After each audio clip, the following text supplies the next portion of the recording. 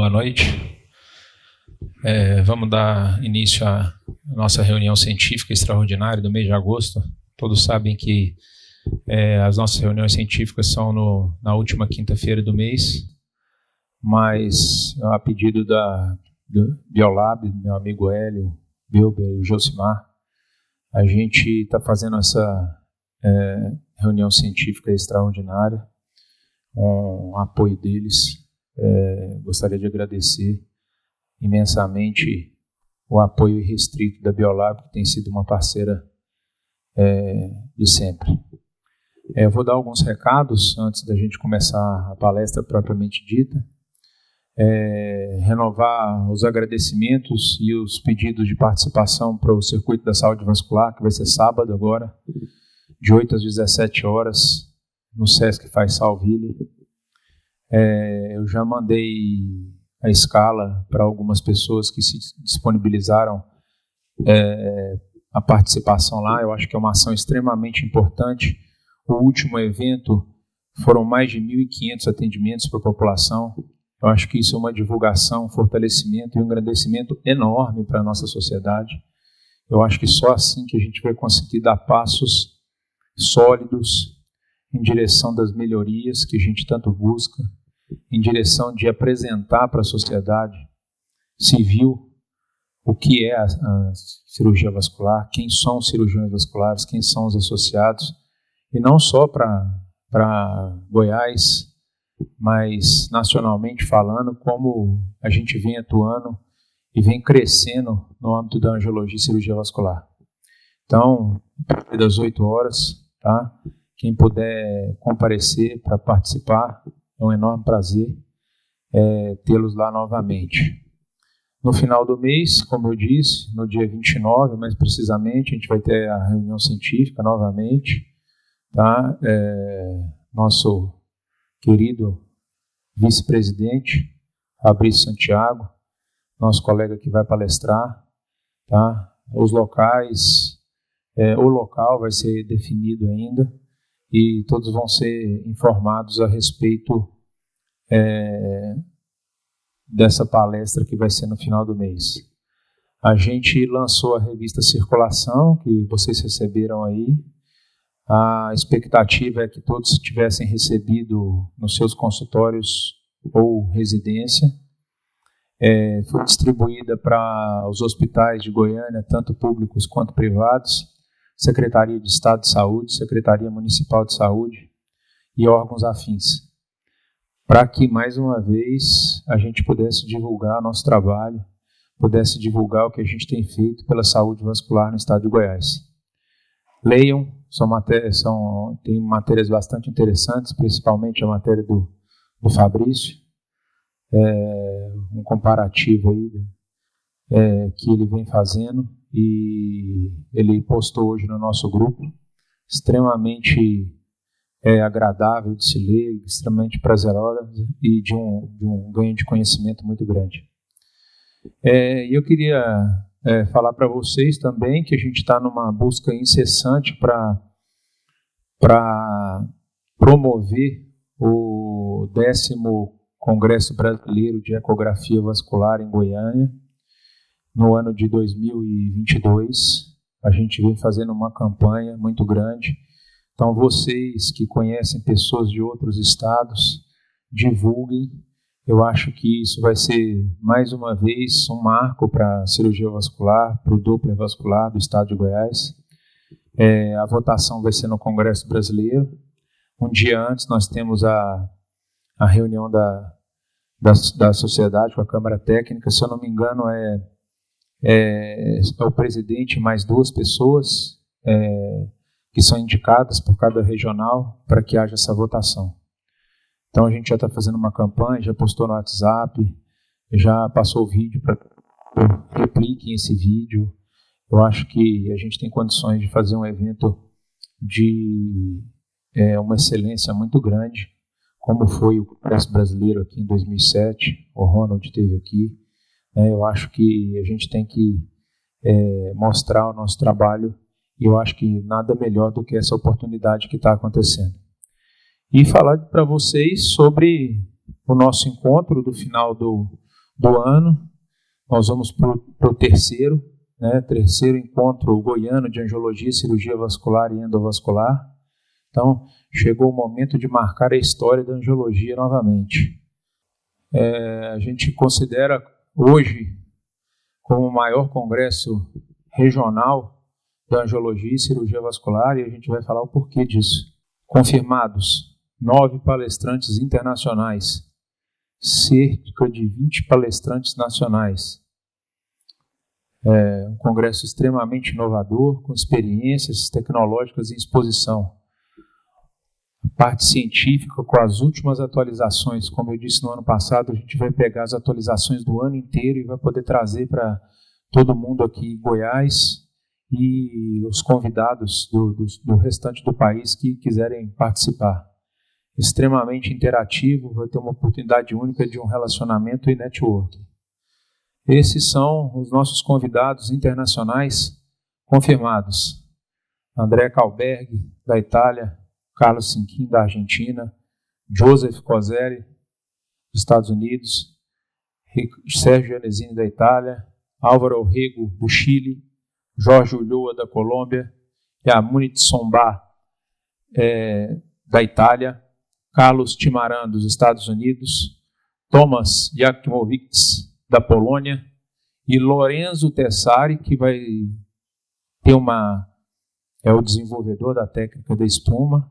Esse ano a gente inovou com o Dr. Fabrício. Nós vamos fazer uma conferência Brasil-Itália no nosso encontro com o pessoal daqui. O Fabrício vai dar uma palestra para eles lá e eles de lá vão dar uma palestra para nós aqui assistir. E o Dr. Lourenço vai mostrar a experiência dele, além de outros 2 colegas lá da Itália, que participam com o Dr. Sérgio Janesini, de uma equipe lá. Então vai ter um momento na sexta-feira que vai ter essa conferência, uma troca de experiências Brasil-Itália. Com palestrantes nacionais já confirmados: Alcides, de Brasília, Marcelo Ferreira, do Rio, Saciloto, de São Paulo, nosso amigo Renato Sampaio, daqui de Goiânia. Vai lembrando aí, Fabrício. Carlos Eduardo, Minas Gerais, Robson Miranda, de São Paulo, Bruno Nave, de Minas, Gustavo, da Bahia, Eduardo Ramaciotti, Marcelo Gril, e esse lindo aí. Programação científica. 4 cursos pré-congresso, 4 simpósios satélites, uma conferência internacional Brasil-Itália, em torno de 70 palestras, 30 estandes, inovação com trabalhos científicos, premiações e sorteio de brindes. A identidade visual vai ser essa que nós estamos propondo, com os estandezinhos, com a nossa marca do Encontro Goiano, né? Pórtico de entrada do congresso, o estande Master, tá? Esse aqui foi o do ano passado. A gente vai fazer um estande com a nossa marca para a divulgação do nosso evento, né? Estande ouro, prata e os estandes bronze e cota bronze. Eu agradeço o apoio nesse congresso de todos vocês. Acho que a data já está aí, 28, 29 e 30 de novembro. Eu acho que a gente assumiu uma responsabilidade muito grande. Ano a ano, junto com o pessoal da diretoria, principalmente o Fabrício, a gente vem aumentando o nível do nosso congresso, e eu acho que esse ano o nosso congresso não vai deixar a desejar em absolutamente nada para nenhum outro congresso de nenhuma regional, e até um congresso, segundo informações de uns colegas aí, que pode ser considerado congresso a nível internacional pela qualidade das palestras, dos temas e dos convidados que vão palestrar nela. Então, a gente mudou um pouquinho. No dia 28, o dia dos pré-congressos, é que vai ser a abertura do evento, 28 à noite, com uma aula magna. O Dr. Joseph Coselli vai dar essa aula magna, fazendo a abertura do congresso, e depois vai ter um coquetel. Espero que vocês marquem presença em grande número, para que a gente possa fazer bonito frente aos nossos convidados e frente à Nacional, mostrar que Goiás, quando a gente quer, a gente consegue fazer bonito. Mais uma vez, muito obrigado. Vamos dar início vamos passar primeiro, né? Tem mais um vídeo para passar, né?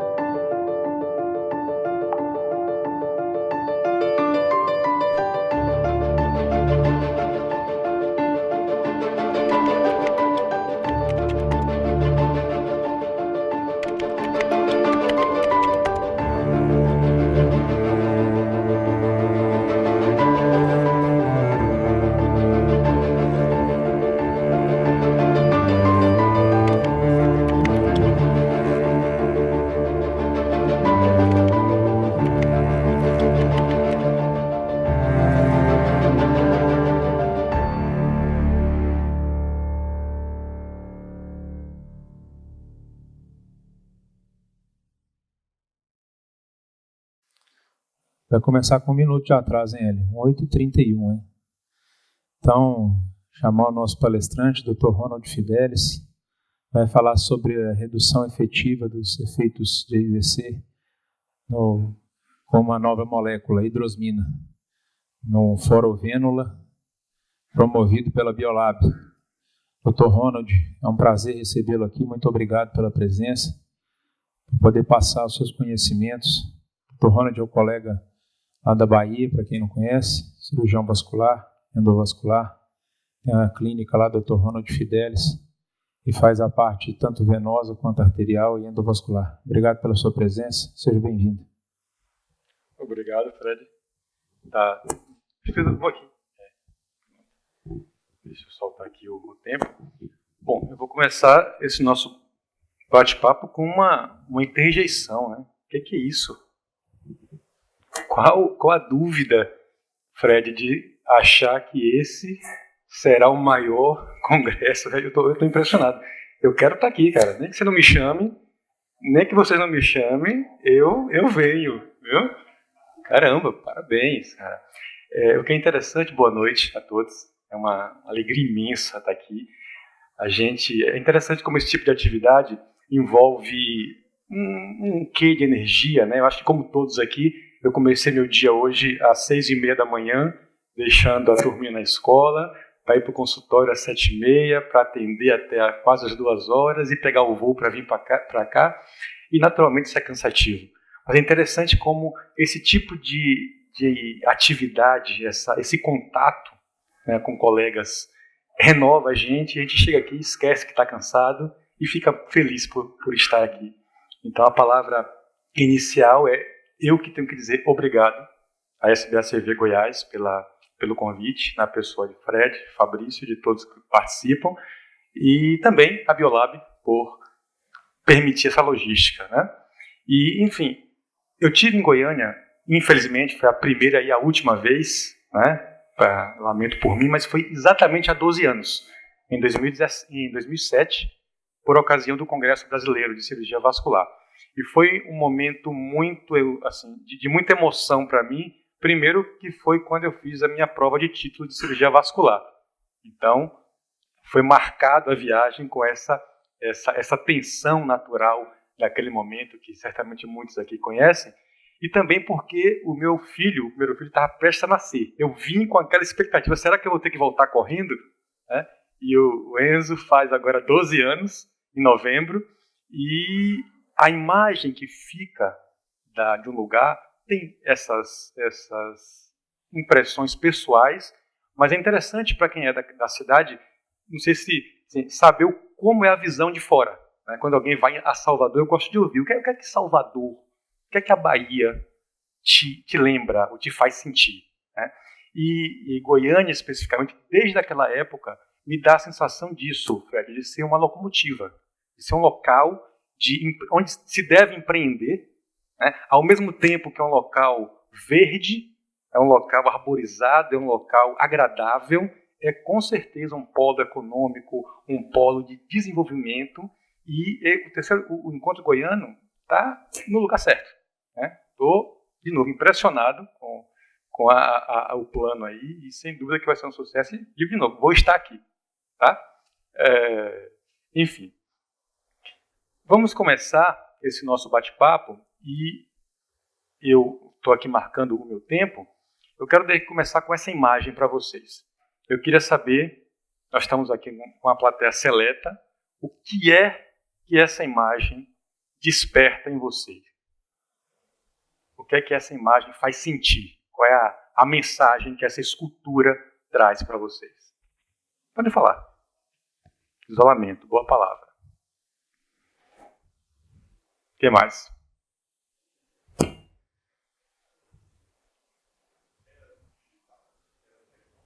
O colega ia falar alguma coisa aqui também.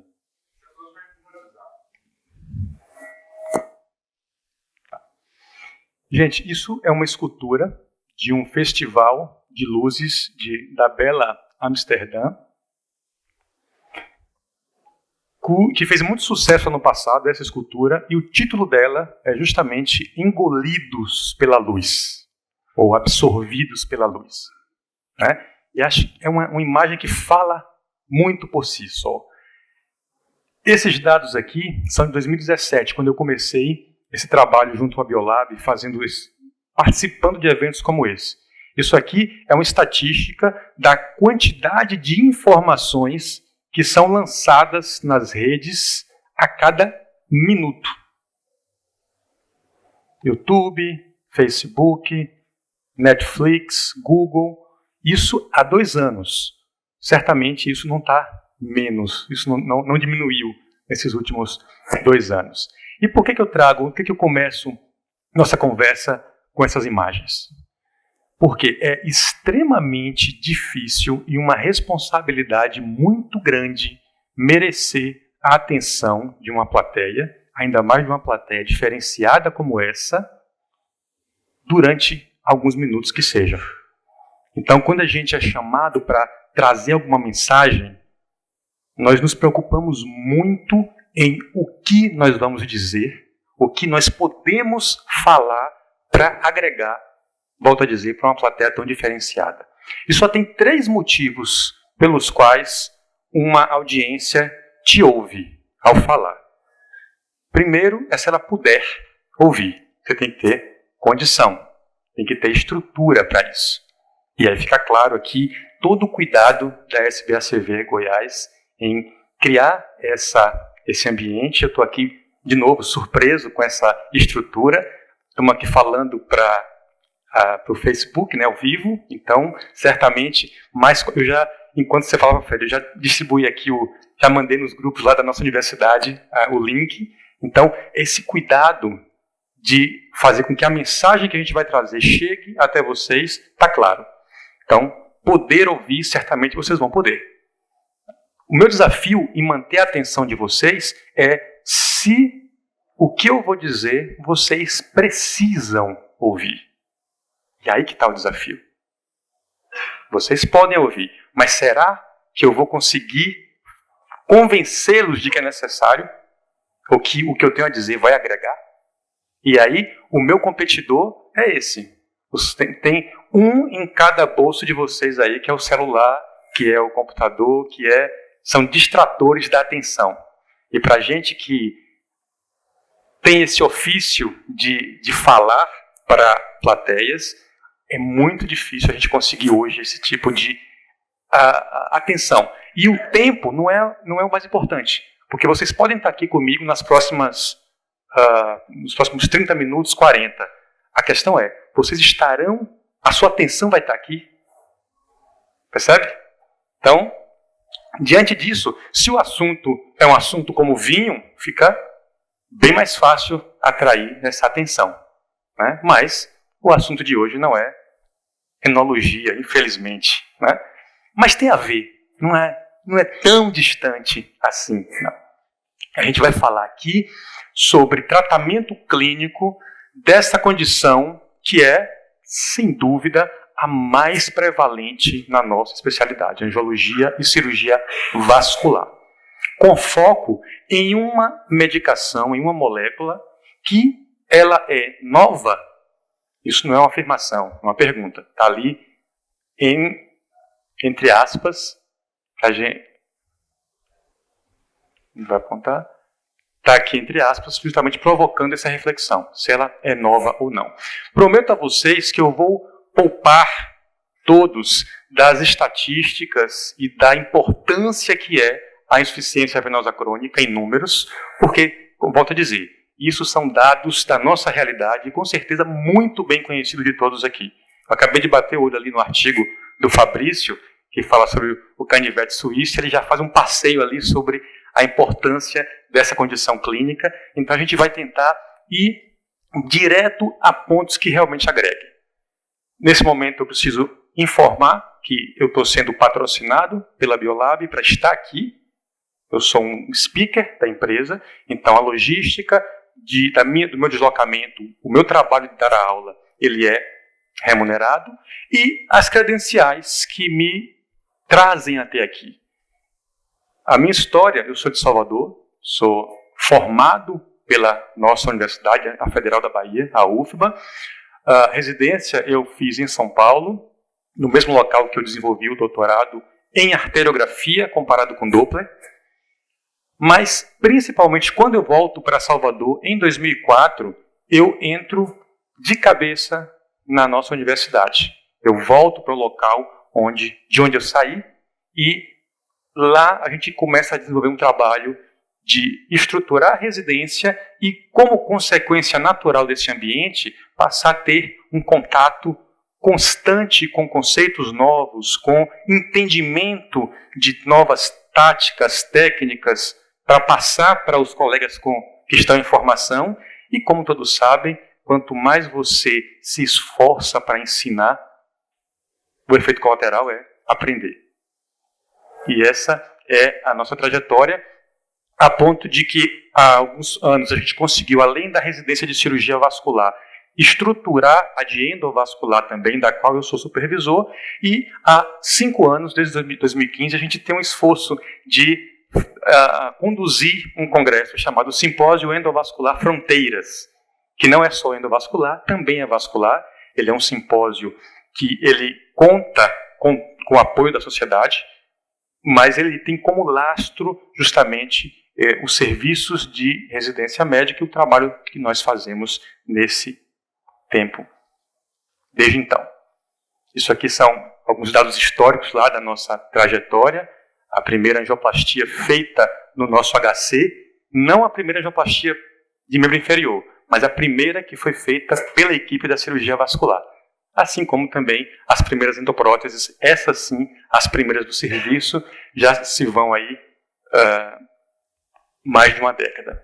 E, apesar dessa ligação muito forte com a cirurgia arterial, nós temos também, como sempre, como é mais frequente, uma ligação forte com a flebologia.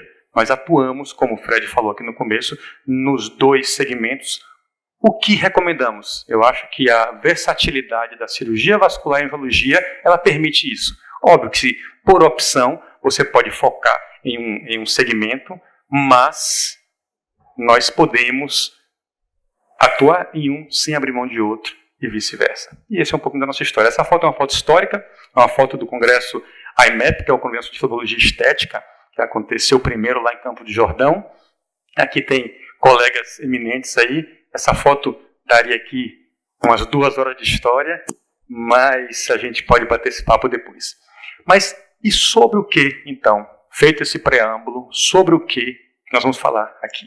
Tratamento da IVC, da insuficiência venosa crônica, tratamento clínico, mas no contexto do procedimento mais frequente que nós fazemos, que é a consulta médica. Eu circunscrevo a importância desse tema da prescrição de um medicamento exatamente no contexto do procedimento mais terapêutico que a gente faz, ou que pode fazer, que é a consulta.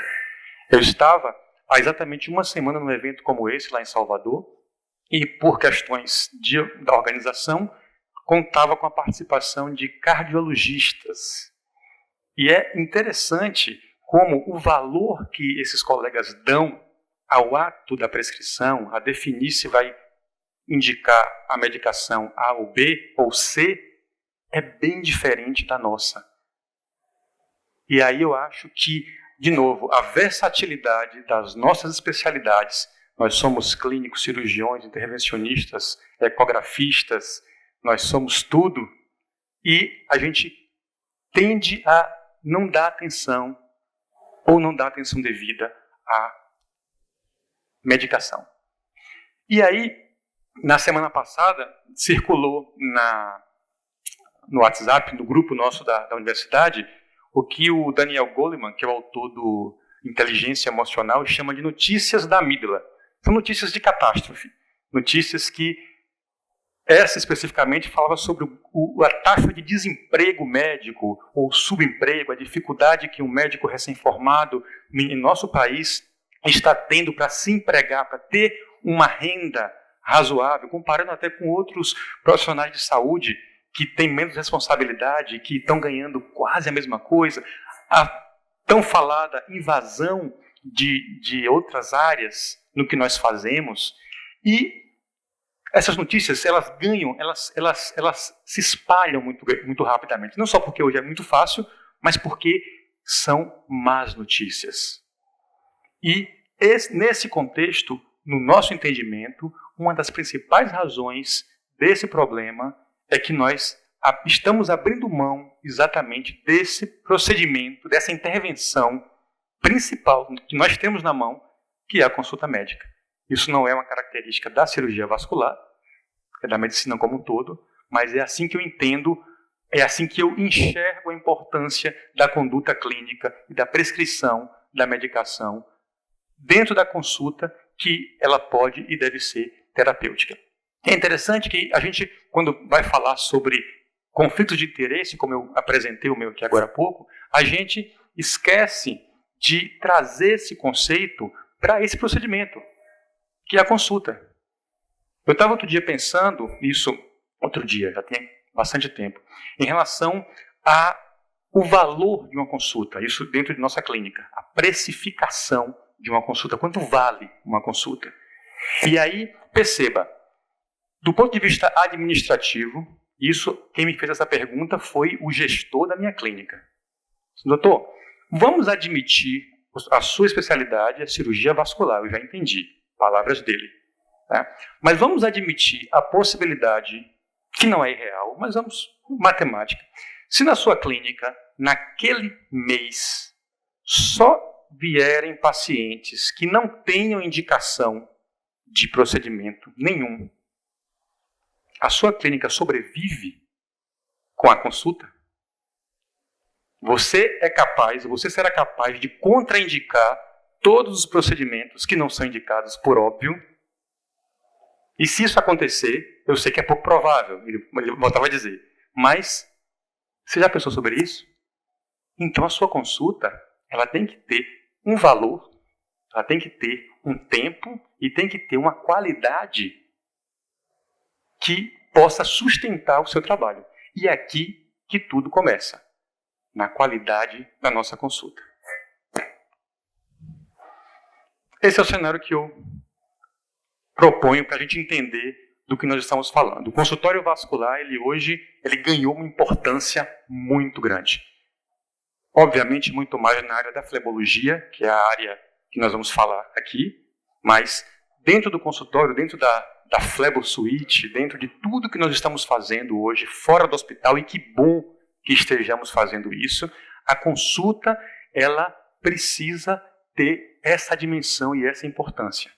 Dentro da consulta, o tratamento da nossa principal patologia, mais prevalente, e dentro dela, o surgimento de novas opções que devem ser incorporadas do mesmo jeito que incorporamos uma técnica operatória, que incorporamos um device diferente, um aparelho, uma máquina, também a medicação tem que ter essa importância.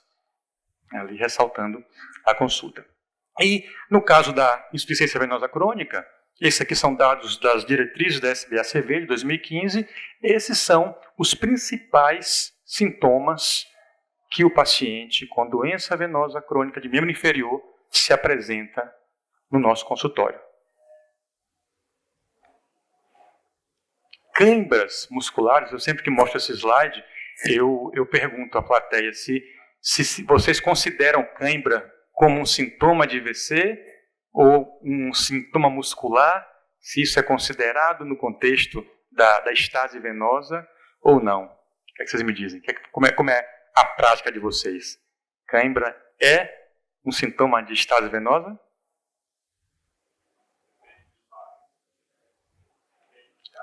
Depende do CEAP. Mas pode ser, né?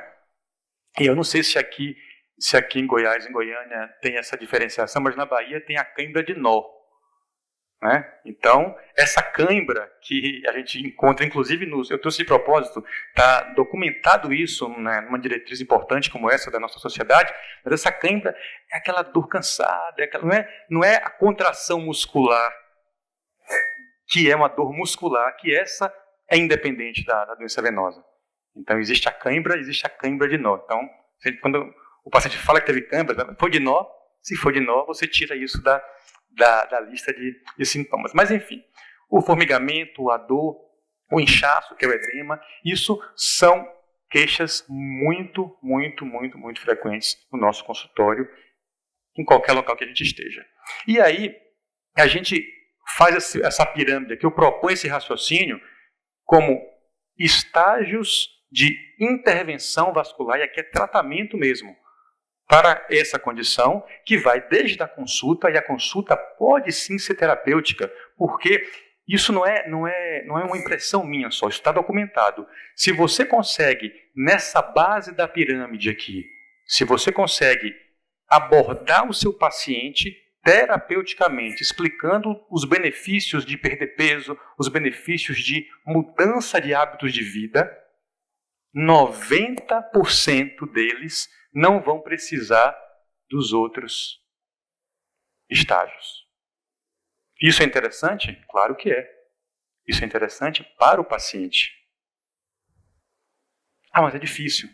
Mesmo com uma consulta bem feita, com o tempo adequado, com você ouvindo o seu paciente sem segurar a caneta, olhando no olho, mostrando que você se importa com o que ele está falando, e não é fácil você se importar com a 10ª queixa de edema do dia, né?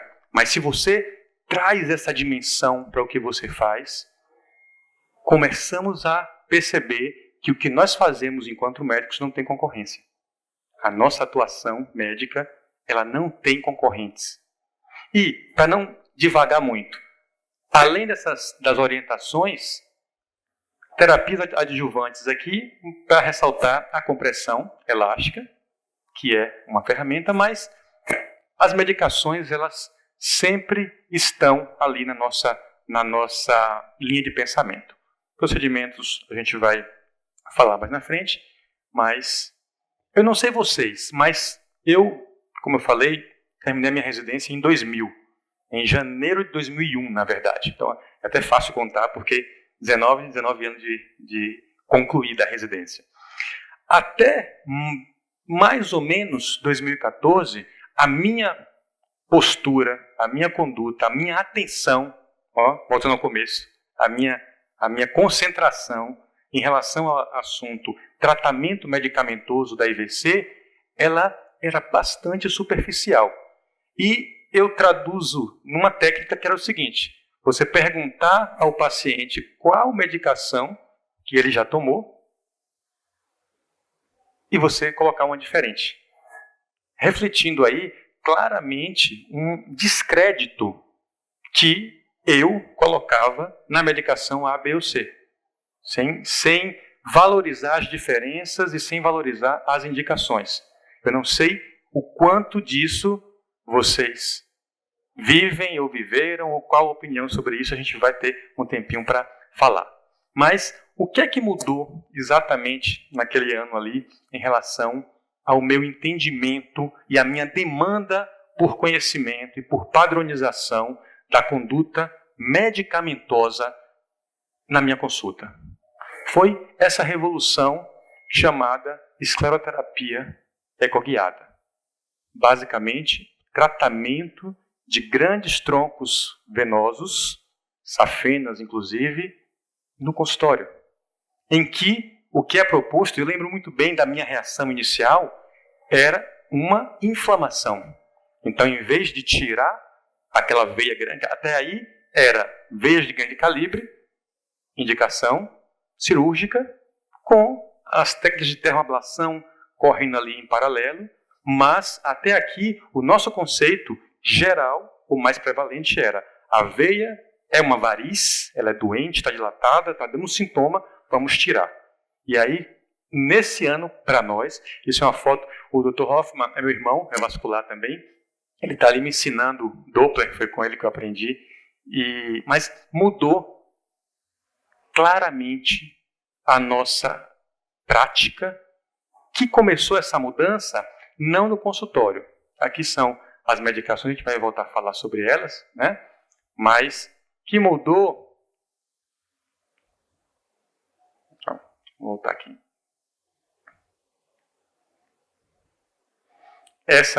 As medicações aqui na coluna da esquerda, as ditas naturais ou fitoterápicos, aqui muitos conhecidos de vocês, e à esquerda aqui os sintéticos. São medicações que são extraídas da natureza, e aí esse conceito de fitoterápico ele não tem nada a ver com homeopatia. Eu digo isso porque também nesses 2 anos aí de bate-papo sobre esse assunto, há essa confusão. Na verdade, a fitoterapia, o fitoterápico, ele é a medicação, é a alopatia, mas feita com medicações que são extraídas da natureza, né? E no caso, os flavonoides, que são os mais prevalentes, os mais estudados, eles são substâncias presentes na natureza, com várias funções naturais, e no vinho, que a gente fez aqui a brincadeira, ele também está presente. E, do ponto de vista de farmacologia, a ação dessa classe, que especificamente as benzopironas, é justamente antagonizar todo o mecanismo fisiopatológico da estase venosa crônica. E, volto a dizer, não vamos aprofundar isso aqui, porque todos nós já somos aqui bastante conhecedores desse assunto. Essas medicações, elas, sim, você quando vai buscar nível de evidência, não é tão fácil você encontrar grandes trabalhos com grandes números de pacientes estudados, comparados, mas existe essa revisão da Cochrane de 2016, em que levantou e agrupou e meta-analisou trabalhos com flebotônicos, buscando comparar especificamente se o uso deles reduzia o risco de sintomas ou não comparados com placebo. E aí, para resumir, edema é o sintoma mais fácil ou menos difícil de você objetivar, porque dor, cansaço, cãibra, você colocar isso numa tabulação para você comparar e ver o risco, se melhorou ou não, é muito subjetivo, mas edema, sim, consegue se fazer um pouco com menos dificuldade. E os trabalhos encontrados também não são tantos assim ali,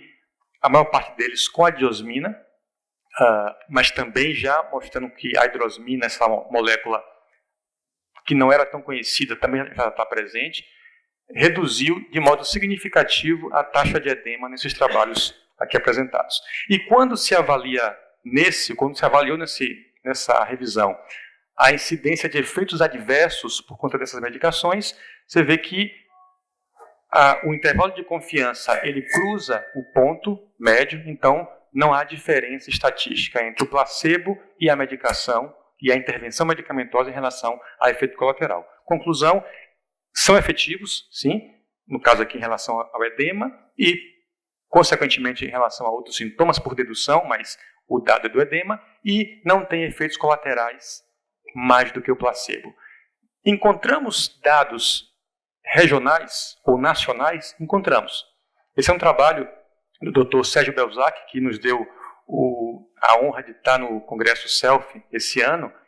E o Belzac, muito ativo cientificamente, ali é uma foto dele com o Dr. Frank Criado. Ele aproveitou a presença do Frank Criado no Self. E aqui eu falo, o esforço que nós fizemos para trazer um convidado internacional foi imenso. Imagine vocês aqui trazendo 9 convidados no Encontro Goiano. É um feito muito notável. Mas enfim, eu botei aquela foto para mostrar aquele momento ali que o Belzac tira a foto, faz uma fotografia com o criado, mas para trazer esse trabalho que ele apresentou, ele e o grupo dele, na sessão pertinente do Self esse ano, exatamente um estudo comparativo randomizado duplo cego, placebo controlado, de medicações venoativas ou fleboativas. Esse trabalho é interessante que ele considerou 3 endpoints. O edema, lembra que eu falei na revisão da Cochrane? É o dado clínico menos subjetivo em relação aos outros. Mesmo assim, não é fácil se mensurar. E aí, ali foi a plethysmografia com aquele aparato ali mostrado, em que variações na coluna líquida eram percebidas antes e depois da intervenção medicamentosa. Ele quantificou a flexibilidade da articulação tibiotársca com aquele device ali chamado goniômetro. Isso é uma ideia, pelo que ele me disse depois, que começou com o pai dele, de quantificar e avaliar a intervenção terapêutica na IVC, medindo essa capacidade de flexibilidade, e aplicou o questionário de Cesaroni de qualidade de vida, que é passível de muitas críticas, mas tem como grande qualidade ser fácil de aplicar. Ele é objetivo, ele é feito para a IVC e ele é fácil de ser aplicado. O que é que o Dr. Belzac e colaboradores encontraram? Nos 4 grupos, um grupo foi com diosmina esperidina, outro grupo com a aminaftona, um grupo foi com a rutina e o 4º grupo foi o placebo. Então, 3 intervenções medicamentosas e um 4º grupo com placebo. No critério articulação tibiotársca não houve mudança significativa.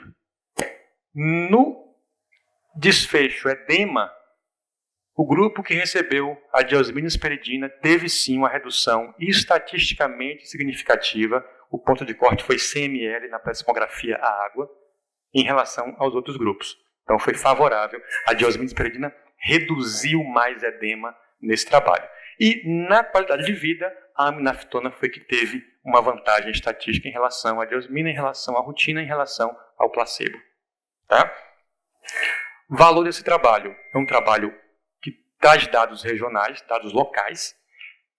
O financiamento foi completamente do pesquisador. Ele me falou que ele comprou as medicações todas e que fez a esposa dele, que é médica e muito parceira dele, fez uma randomização. Ele não me deu detalhes, mas assim, não foi nenhum programa rebuscado, mas enfim, um trabalho feito com 120 e poucos pacientes, 30 em cada grupo, e que com um desenho bem elegante, e que traz uma estatística, traz uma informação local, e pelo qual eu dei os parabéns para ele, e publicado no Flebology, que é um periódico de respeito na nossa especialidade. O que chama atenção é que essa avaliação de resultado, ela se deu com 30 dias ou mais, mostrando, trazendo, e aí eu quero provocar vocês, esse conceito de que a intervenção medicamentosa, ela tem naturalmente esse delay, esse tempo que a gente espera de repercutir positivamente nos sintomas quando você começa a prescrever. E por que isso pode não ser adequado em algumas situações? Exatamente por isso aqui. Esse foi o momento em que, em 2014, a nossa prática, na nossa clínica, ela mudou em relação à intervenção de pacientes com varizes de grande porte. Eles passaram a ter a escleroterapia com espuma como uma das principais opções. Inicialmente, em casos avançados, mas com a experiência a gente começou também a entender dessa técnica e estender a indicação dela, sem abrir mão da cirurgia, sem abrir mão da termoablação, mas na nossa experiência mudou muito a proporção e o que nós fazíamos com os pacientes no nível ambulatorial. Naturalmente, isso mudou primeiro nos corredores da nossa universidade, no nosso HC. Nós temos uma reunião semanal dos residentes e, recentemente, em uma semana, são todos os turnos, de segunda a sexta, nós conseguimos fazer, o grupo conseguiu fazer 80 casos, 80 sessões de escleroterapia guiadas por ultrassom. Nós temos a cirurgia vascular como residência, endovascular e Doppler. A UFBA tem esse orgulho de ter as 3 áreas de atuação em programas de residência oficiais.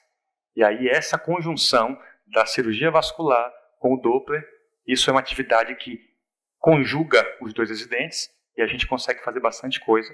E esse foi o número de uma semana.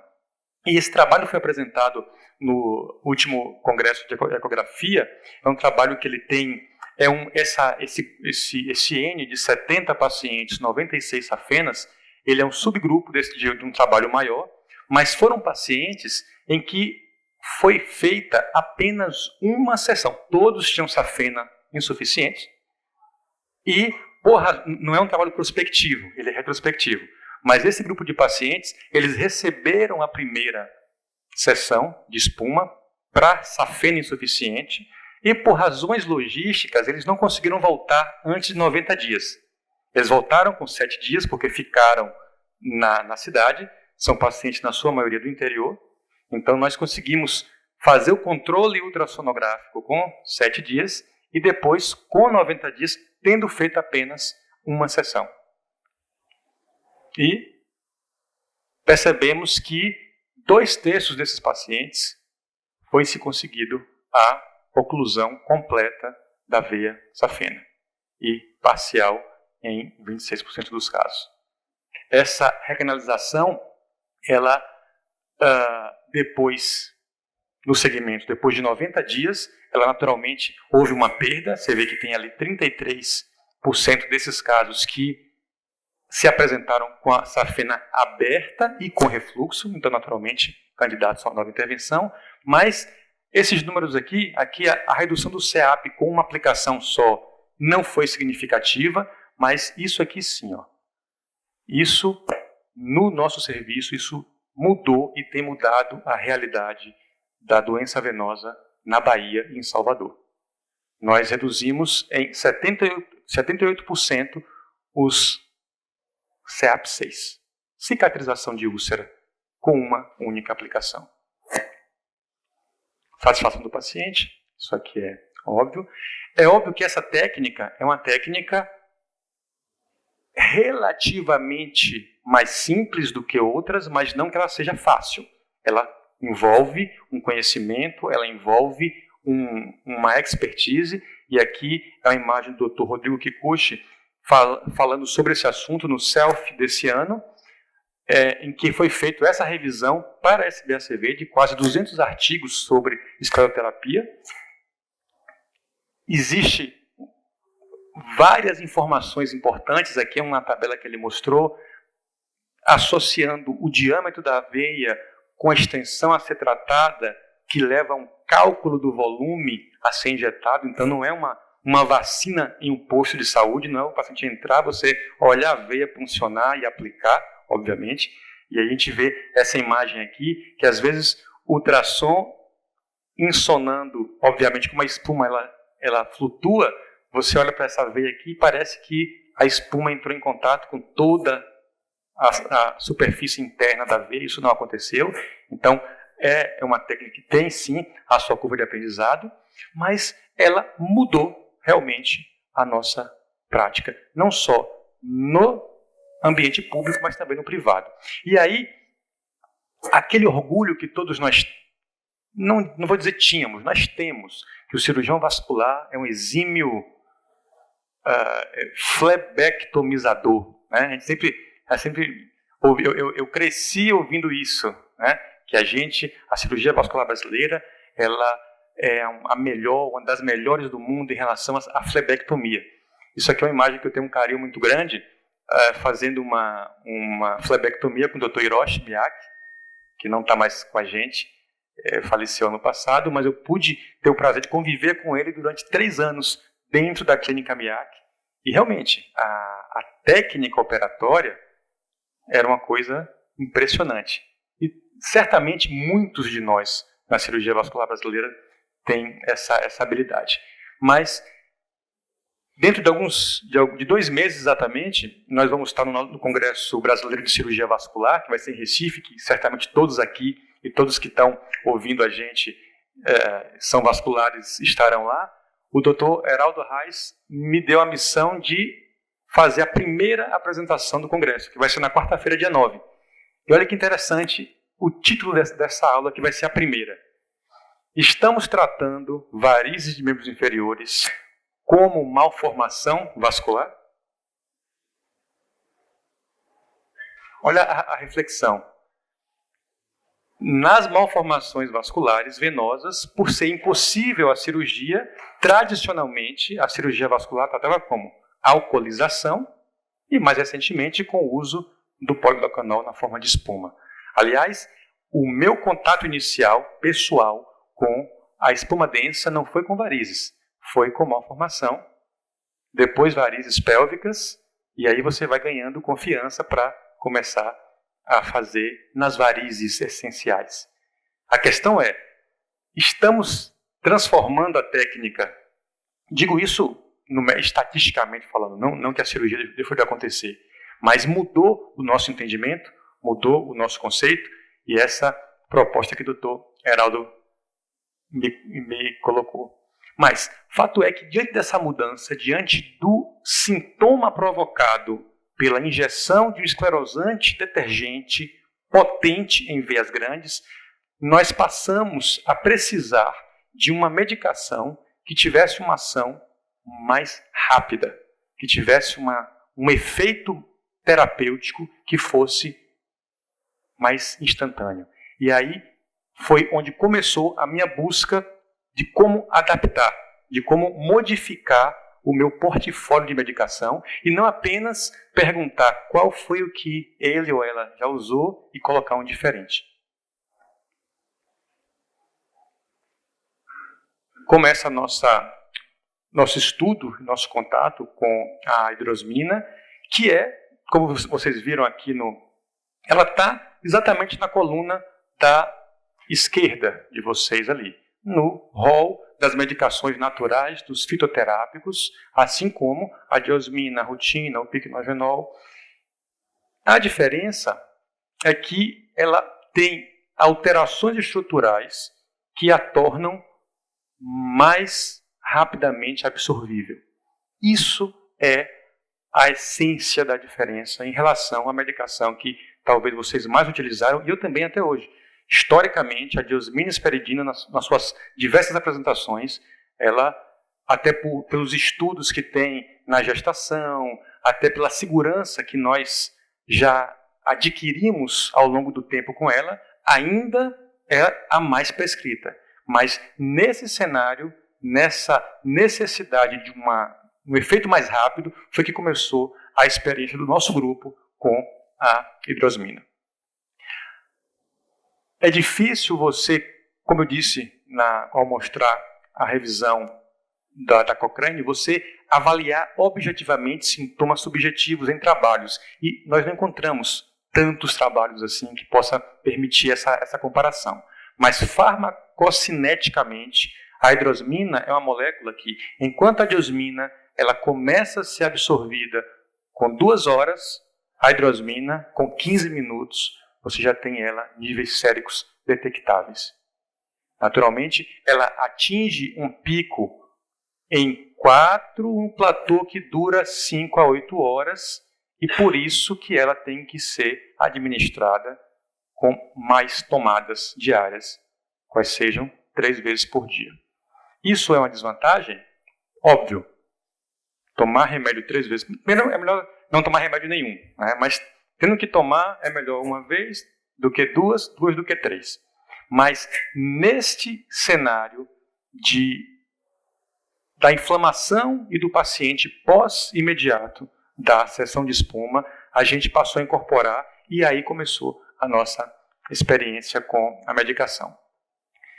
Esse trabalho a gente traz aqui, na verdade, eu sempre chamo a atenção, é um trabalho comparativo da diosmina com a hesperidina, a hidrosmina com a diosmina, perdão, e, enfim, é um estudo duplo cego, mas percebam, 10 pacientes em cada braço, 10 pacientes em cada lado. É óbvio que o intervalo de confiança dessa comparação é imenso. O valor desse trabalho aqui, a gente vê a data, 1990. Na Europa e mais especificamente na Espanha, essa medicação já fazia parte do arsenal, do portfólio de opções terapêuticas da cirurgia vascular. Aqui mostra que houve uma melhora, mas enfim. Comparação em relação à dor, pernas cansadas, o trabalho ele quantifica isso aí, mas em cima de um N pequeno, mas uma comparação que está documentada na literatura.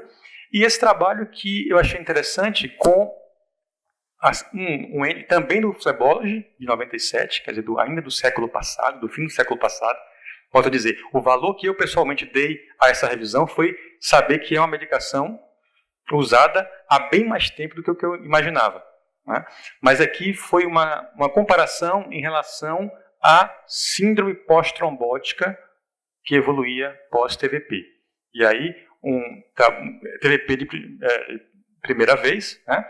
E um grupo recebeu a anticoagulação definida pelo serviço, e o outro, além da anticoagulação, a hidrosmina, e foi acompanhado esses pacientes clinicamente por 3 anos. E aí a incidência de síndrome pós-trombótica foi maior no grupo que não usou a hidrosmina. A gente sabe que esse número aqui, geralmente, isso varia muito, mas geralmente falando, gira em torno de 30%, a depender da extensão da trombose, a depender se ela é proximal, se ela envolve o eixo ilíaco-femoral. Mas, enfim, de novo, para mim, o valor é, obviamente, de uma revista que tem um peso para a gente, mas muito mais do tempo que ela é estudada. Porque são trabalhos com N, como o número é pequeno, acaba ficando com um intervalo de confiança muito grande. Interessante desse trabalho ainda é que, mesmo com esse número, foi estratificado se a TVP envolveu a poplítea ou não. E aí, se o paciente tinha poplítea acometida pela trombose, essa diferença estatística foi maior. Em relação a quem usou a hidrosmina, teve menos sintomas de síndrome pós-trombótica no segmento de 3 anos. A gente sabe que essa característica da droga referência, da medicação que nós fomos ensinados a utilizar e que mais utilizamos ao longo desses quase duas décadas de atuação, é que ela tem uma solubilidade pequena. E daí a alternativa para essa característica é justamente a micronização. E aí a medicação mais propagada, ela é definida, é apresentada como tendo um processo específico de micronização para tornar a diosmina mais absorvível. O fato é que é sabido que isso é uma limitação. Esse é um produto que eu pessoalmente não prescrevi ainda, acho que não está ainda disponível, mas ele será lançado no Brasil daqui a um mês aproximadamente, que é o Daflon Flex, e que é uma apresentação, pelo que eu entendi, ele vai ser um stick, vai ser um bastãozinho, uma coisa, meio que aquela coisa de você poder ingerir sem ter que tomar água, né? Parecendo aquele corredor, você tira ali e vira, tá? Mas que é uma medicação que, volto a dizer, não conheço, não fui apresentado farmacologicamente, mas não consegui identificar diferença na sua composição. Não sei se vem com alguma diferença na micronização que o tornará mais absorvível e que possa dar essa resposta de melhora dos sintomas mais rápido, mas se está havendo essa movimentação é porque isso é uma coisa importante e necessária. Então, pessoal, já aqui chegando no meu último minuto, essa é o nosso rol de opções para tratamento clínico da doença venosa crônica. Ali em cima, a diosmina e esperidina, sem dúvida, historicamente, o que a gente mais utilizou até hoje. Tá? Aqui do lado, o sintético, o dobesilato é uma medicação também bastante antiga, ou bastante tradicional, mas ele fica do lado dos sintéticos. E todo nosso conhecimento, os trabalhos, eles avaliaram mais a classe dos fitoterápicos. E nessa classe, o piquenogenol é uma medicação. Nós tivemos um simpósio específico sobre essa medicação no CELF esse ano. Existe uma importação da confiança que a dermatologia tem. É uma medicação, uma substância já muito utilizada por eles, mas pessoalmente não tenho essa vivência em relação a essa substância. E a hidrosmina, que é hoje, para nós, em nosso grupo, a medicação de escolha nesses casos que você vai fazer intervenção terapêutica, que você vai provocar a inflamação intencional com o esclerosante e que você já quer que o paciente tenha um início de resposta à dor, ao peso, ao cansaço mais rápido do que o que tradicionalmente a gente percebia ao longo da nossa trajetória. Eu falei sobre a posologia, lembrando que não tem avaliação da hidrosmina na gestação ou na lactação. Né? A diosmina recomenda-se evitar o primeiro trimestre, mas você pode utilizar visto ou muito mais baseado em trabalhos da proctologia. Né? A diosmina tem bastante, até com doses mais altas, mas mesmo a diosmina você tem que evitar o começo da gestação. A hidrosmina não é recomendado nesse cenário. Tá? E esse é aquele slide em que eu circunscrevo o assunto e tento trazer qual a importância e como que essa nova molécula entrou na nossa prática de 2014 para cá. Para concluir, a consulta e a atuação médica, ela clama para que nós tenhamos tempo e que nós tenhamos que a gente dê mais valor ao que a gente faz. Dr. Calildo Alíbia, um psiquiatra paulista, ele teve no CELF esse ano falando sobre a saúde nossa, a saúde do médico.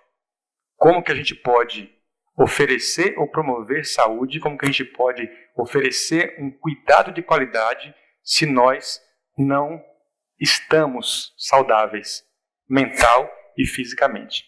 E aí ele trouxe esse trabalho do CREMESP, é um trabalho antigo, foi 2009, já tem 10 anos, mas que aponta para números assustadores em relação à expectativa de vida de nós médicos. Percebam que nos homens, a expectativa do médico homem é de 3 anos abaixo da expectativa do homem na população em geral. E na mulher, olha ali, 20 anos. Ser médico e ser médica, hoje em dia, é fator de risco para suicídio, é fator de risco para doenças cardiovasculares, é fator de risco para um monte de coisa que não é nada legal. Então, ele trouxe essa reflexão e eu encontro um link disso com o que eu entendo que é o assunto nosso aqui do nosso bate-papo, que é a consulta bem feita, a consulta bem praticada, com atenção focada no paciente e valorizando a indicação cirúrgica, a não indicação, o tratamento clínico, se você vai escolher a medicação A ou B ou C, conforme critérios, e não de uma maneira superficial e rápida. A sugestão é que o profissional médico olhe para a paciente como esse médico está olhando para essa paciente. Aqui sou eu, Gabriela, minha esposa, e ali é Enzo, meu filho, que nasceu quando eu estava aqui, ou quase nasceu quando eu estava aqui em 2007. Né? Então, quando eu falo que a sugestão é que o médico olhe para a paciente como esse médico olha, não como eu olho aqui seria um problema, né? Que é minha esposa, mas como aquele doutorzinho ali olha para essa paciente, se colocando no lugar, valorizando cada queixa, cada sintoma e dedicando não só o tempo necessário para ouvir, mas dedicando a atenção. Que essa, para mim, presidente, é a maior crise que nós vivemos. É a crise de atenção, a crise de foco. Nós nunca ou raramente nós estamos onde nós devemos estar. Nós estamos aqui com a cabeça lá, estamos lá com a cabeça acolá, e a gente não consegue ser pleno, não conseguimos dar a atenção necessária a tudo que nós temos que dar, e a consulta médica e a definição da medicação a ser dada merece sim toda a atenção. Tem uma frase que diz que riqueza de informação gera pobreza de atenção. O que nós estamos vivendo é justamente um excesso de informação e uma escassez de foco e atenção. Ano que vem nós teremos de novo o nosso evento SELF, que é o Simpósio Endovascular Fronteiras, como eu falei. Ele acontecerá de 4 a 6 de junho e entre aspectos e abordagens técnicas, nós trazemos muito do que nós falamos aqui. O nome SELF não é por acaso. A ideia é resgatar essa essência do que é o ato médico, não o ato superficial, não a definição de quem pode fazer uma injeção ou não, mas do entendimento do que é a profissão. E com esse entendimento, eu tenho certeza que nós não temos concorrentes, porque a medicina não é melhor nem pior, ela é diferente. E eu fico muito feliz de estar aqui hoje, fico muito feliz de ver essa sala cheia como está aqui. Parabenizo a SBSCV Goiás, na pessoa de Frederico, de Fabrício e dos colegas, e estou à disposição para perguntas, comentários do que ocorrer. Obrigado.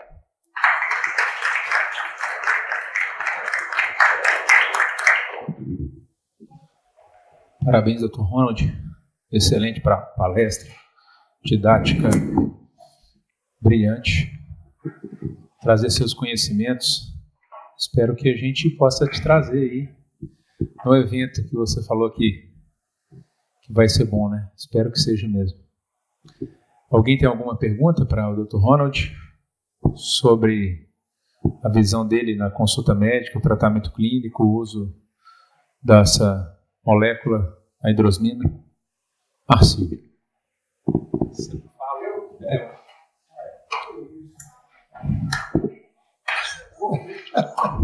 Muito obrigado pela sua palestra, foi maravilhosa. E você falou aí sobre a consulta, nós temos que nos preparar também para a medicina que vai chegar, que é a medicina de computador, né? Então, realmente, nós vamos sofrer um impacto grande e vai competir muito com a gente. Bom, eu não ia fazer nenhuma pergunta, porque foi tudo muito bem esclarecido, mas eu gostaria de fazer uma observação. Quando você falou que juntou o Daflon com a hidrosmina, isso se tornou um flex. Quer dizer que ele pode ser tomado com álcool. É flex? Não, na verdade ali é a diosmina com esperidina, não tem a ver com a hidrosmina. É só porque você juntou com a hidrosmina, o Daflon, mais a hidrosmina. A esperidina. Não é hidrosmina. Hidrosmina é outra coisa. O Daflon Flex é a mesma combinação tradicional que nós já conhecemos, da diosmina com a esperidina, numa forma, vou dizer, eu não usei, não prescrevi, não sei, não tenho experiência com essa apresentação, mas é uma coisa nova que está chegando aí e que deve estar à disposição em breve. mas não tem nada a ver com a hidrosmina, não. É a hesperidina, que são nomes semelhantes, e é importante você perguntar para não parar nenhuma dúvida. Isso, falou, obrigado. Você citou no seu slide as drogas que você lá, ou vocês no grupo usam, né, para diferentes tempos. Eu queria que você dissesse para nós se você usa a hidrosmina para o caso pós-espuma ou pós-procedimento, em que outras situações que você usa os outros medicamentos ou que o grupo de vocês usa os outros medicamentos, que se eu não me engano foi o do besilato, a diosmina esperidina e o picnogenol. Isso, não me enganei. Então, eu queria que você me falasse a respeito dessas escolhas de vocês, em que circunstâncias que vocês usam cada um. Bom, Fabrício, obrigado pela pergunta. Me dá a oportunidade de esclarecer. É assim, a primeira opção, tradicionalmente, sempre foi a diosmina esperidina. Até porque é a medicação que nós mais tivemos contato ao longo desse tempo. Hoje, ela fica reservada para aqueles casos que você não está prevendo uma intervenção. Porque a comodidade posológica, naturalmente, fala muito alto nesse sentido. De você colocar... São pacientes que já tomam outras medicações e você coloca só mais uma. Tá? Acontece que esse paciente, ou esse perfil... Eu perguntei isso no evento da semana passada para os colegas da cardio. Como é que se eles prescreviam o venoativo que eles prescrevem, todos nós sabemos disso, como era a perspectiva? Eles prescreviam e davam prazo para tomar, definia. Não, a gente coloca e vai. É mais um antihipertensivo, é mais um hipoglicemiante. E nesse sentido, eu acho que uma medicação que tem essa característica de você poder tomar uma vez só ou duas, porque se você vai estudar a farmacocinética da diosmina, teoricamente você teria que repetir com 12 horas também. Tá? Dobrar a dose e colocar uma vez só, mesmo estando recomendado, mas isso pode ser questionado farmacocineticamente. Mas a diferença é justamente essa. Essa é a mensagem que eu quis trazer aqui para vocês. Esse paciente, mesmo paciente idoso, mesmo paciente que não era um candidato a uma intervenção cirúrgica na era pré-ablação química, ele passa a ser. Então, na nossa prática, aumentou o número de pacientes CEAPs avançados, aumentou o número de pacientes que, mesmo tendo aquele quadro, você consegue praticar uma intervenção e você ter um começo, meio e fim do tratamento. Não um fim, obviamente, para ficar normal. Então, resumindo, a diosmina esperidina fica para esses pacientes de mais longo prazo, que você não tem um horizonte do que vai fazer. A hidrosmina, aquele paciente que você quer uma resposta mais rápida. E aí, na prática, eu sempre recomendo as 3 tomadas. Já me perguntaram, assim, e não pode ser 2 tomadas? Às vezes o paciente, ele passa por si só a fazer isso, mas eu não faço essa concessão.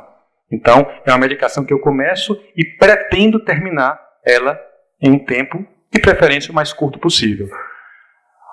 O picnogenol, a pigmentação é um apelo, mas confesso que não encontrei, não tenho substrato para te dizer se isso é comprovado. Como eu falei aqui, é uma importação, na minha interpretação, uma importação da prática da dermatologia, tá certo?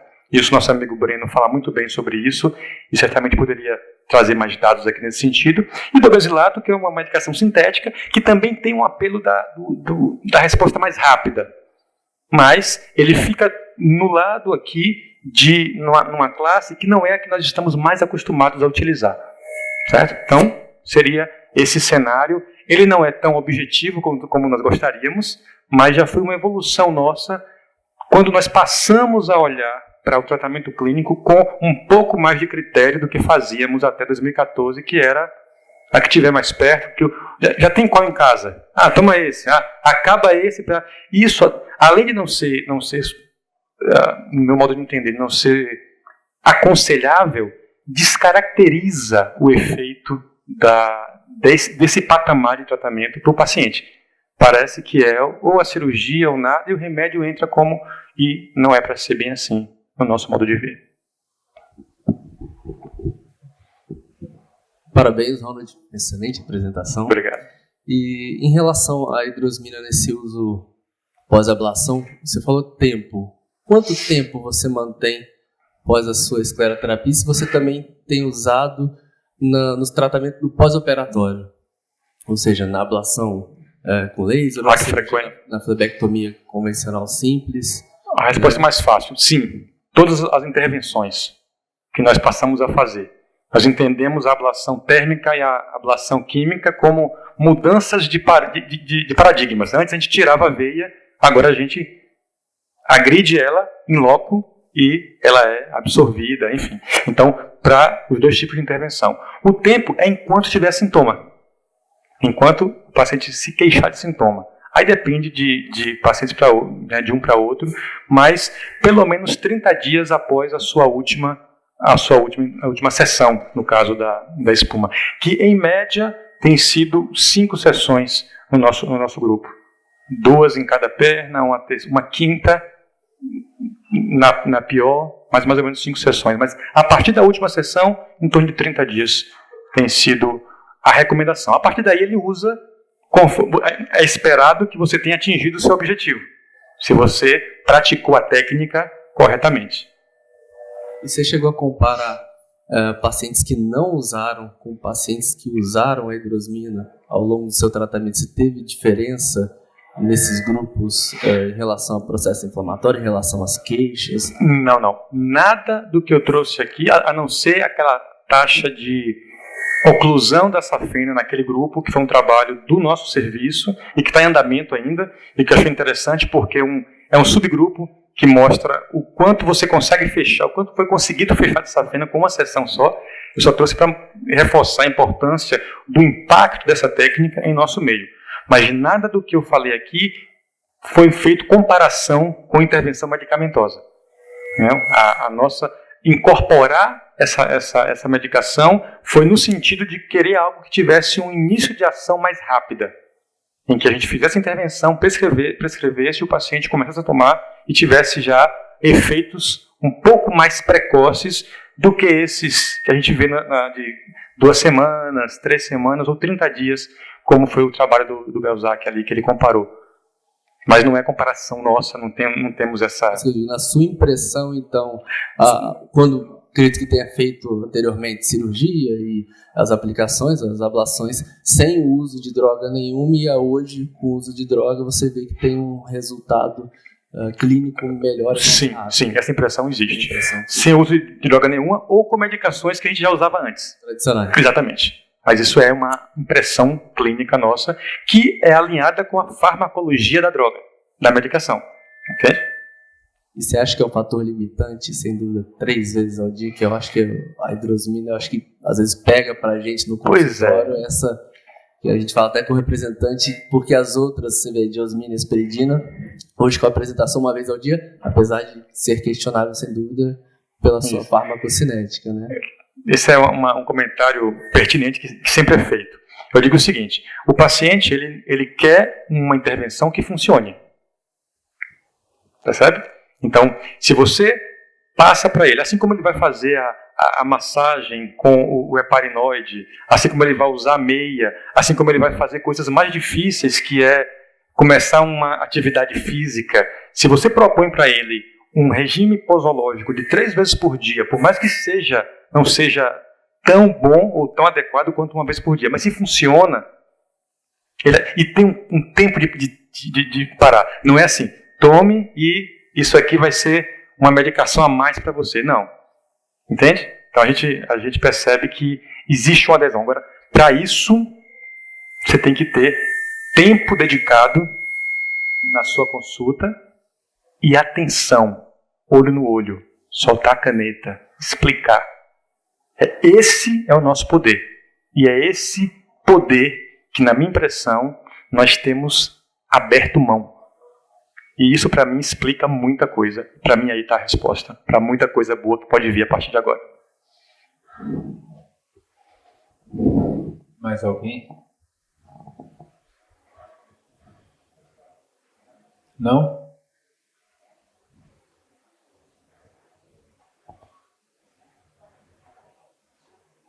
Podemos finalizar, então? Ok.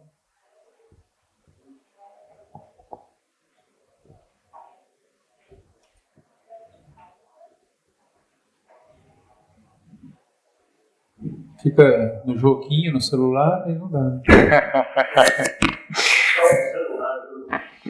Absorvido pela luz. Foi absorvido pela luz, né? Você foi absorvido, você não viu também. Não viu, não. Quanto mais jovem, mais provável isso acontecer. Né? Por isso que ele foi a vítima. Vou passar o microfone para o Hélio, para ele tecer os comentários. Ele é o nosso parceiro, o propositor desse fórum aqui, sem dúvida, espetacular. Muito obrigado mais uma vez pela sua parceria. Gente, boa noite. Eu estou começando agora, né, a visitar vocês. A gente já tinha esse segmento na angiologia e é muito bom estar com vocês. Obrigado por ter vindo a essa palestra, Dr. Ronald. Obrigado, doutor. Belíssima palestra. E para falar de substância, a Biolab é uma empresa que está no Brasil, aliás, é uma empresa brasileira, né? São de 3 mineiros e que está em busca de inovações.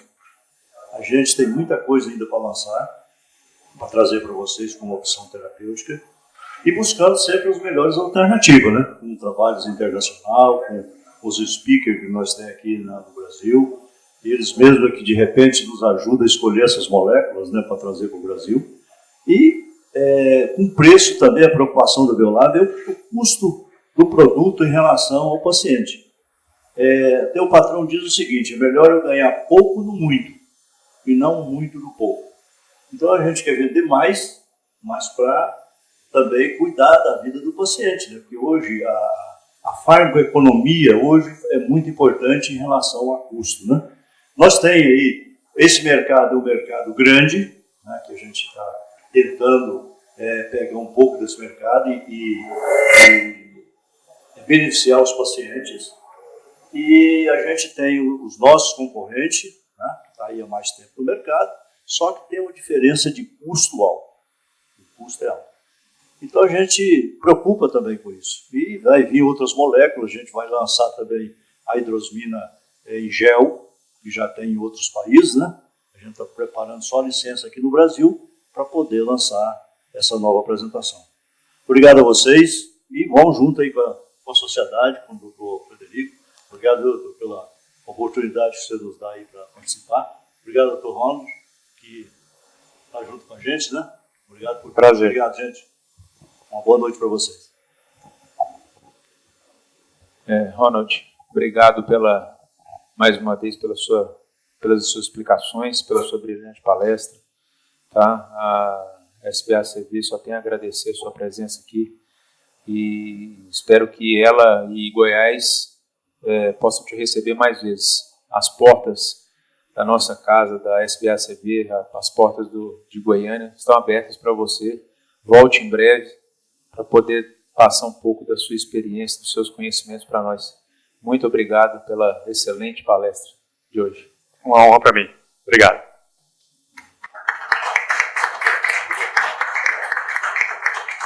Gente, vai ter uns sorteiozinhos de umas meias. Vamos.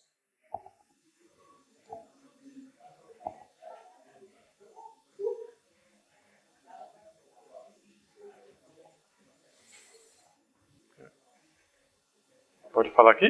Pode. Número 14. Número 14.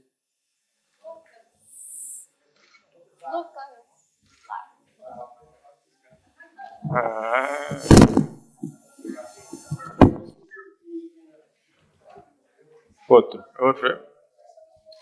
Mexer aqui bastante. Cá do fundo. Número 13. 13. Tava combinado isso aí. Eu peguei lá do fundo, você viu, né? Caiu um aí.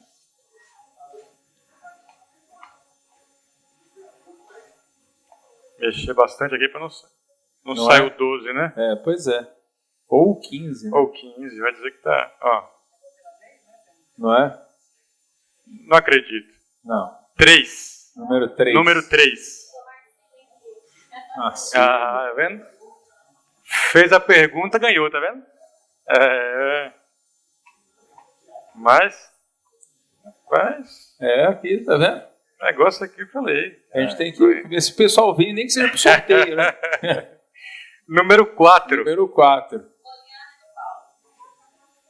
Olha, Poliana. Você não ganha convite só para trabalhar, não, né, Poliana? Não é? Santa Casa, residente do... Mas, vamos lá. É a regional mais generosa do Brasil. Número 2. Número 2.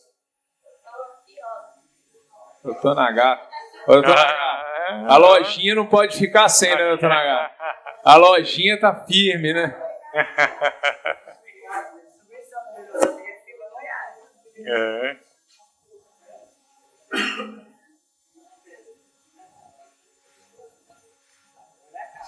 Seis. Número 6. Meia dúzia. Fábio Lemos. Ah, É aquela rosa que você... Foi? E aí? Mais 2. E meu número é qual? Não é? Pô, Não colocaram vendo? nem seu nome, tá eu vendo acho, aí? cara. Tá Você vendo aí? Tão importância. Tá vendo aí? 17. Número 17. Doutor Emerson. Oh. Tá vendo, Emerson? É só você vir, né, cara? Participar, pra ganhar, né, cara? E o último, mas não menos importante. Não é? Número 5. Número 5.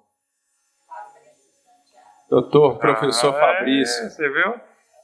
Eu tava tenso aqui pra saber se ia pegar o número dele. Não é? Não lembra? Imagina. Ia me cobrar depois. Não é? Parabéns. Obrigado, viu? Parabéns. Vamos pro jantar, então. Obrigado, Ronald. Obrigado, gente. Boa noite. Até dia 29 e até dia 10, no Circuito da Saúde, no sábado, de 8 às 17 horas.